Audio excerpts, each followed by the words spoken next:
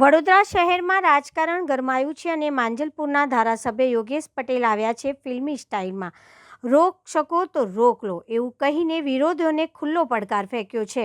Ward number 17, 18 અને 19માં Bhajap panel ભવ્ય જીતશે એવો દાવો સાથે કાર્યકર્તાઓમાં ભારે ઉત્સાહ જોવા મળી રહ્યો છે. વિકાસ મુદ્દે લાગતા આરોપોનો પણ તેમણે તીખો જવાબ આપ્યો.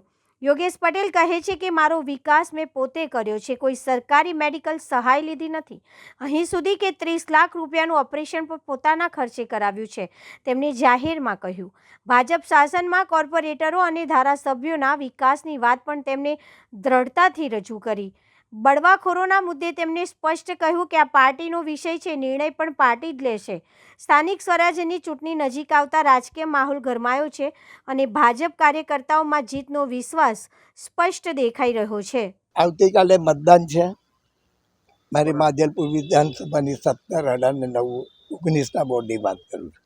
અમારી 12 સીટ અમે જીતીશું, કારણ કે ધારાસભ્યના ફંડમાંથી કે સરકારના પૈસા હોય કે કોર્પોરેશન, અમે સારી કામગીરી કરી છે.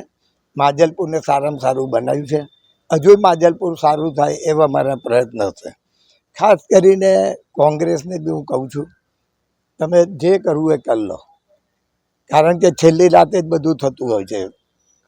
ઇલેક્શનમાં અમે 12 સીટ જીતીશું. રોક શકો તો રોક લો, પણ અમે 12 સીટ જીતીશું.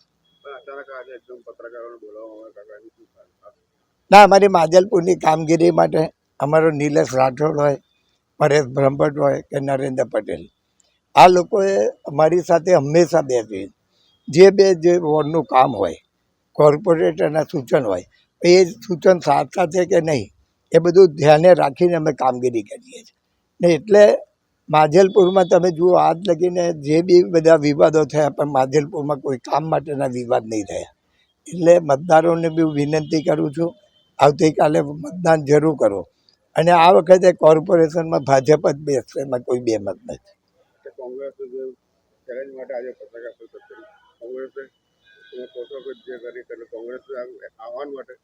એમ નહીં, એટલે અત્યારે જે બધી ચર્ચાઓ ચાલે છે, પણ હું મારા વિસ્તારની, જ્યારે 2012માં હું માંજલપુર આવ્યો ત્યારે 12માંથી 11 કોંગ્રેસ હતી ને એક જ ભાજપ હતી, પ્રવીણ પટેલની. બીજું ઇલેક્શન આવ્યું તો અમે 12માંથી 11ને હરાયેલા. ગયા ઇલેક્શનમાં અમે જે ચિરાગની સીટ હતી એને હરાયો ને પછી 12 સીટ જીતી. એટલે 12 સીટ અમે જીતી.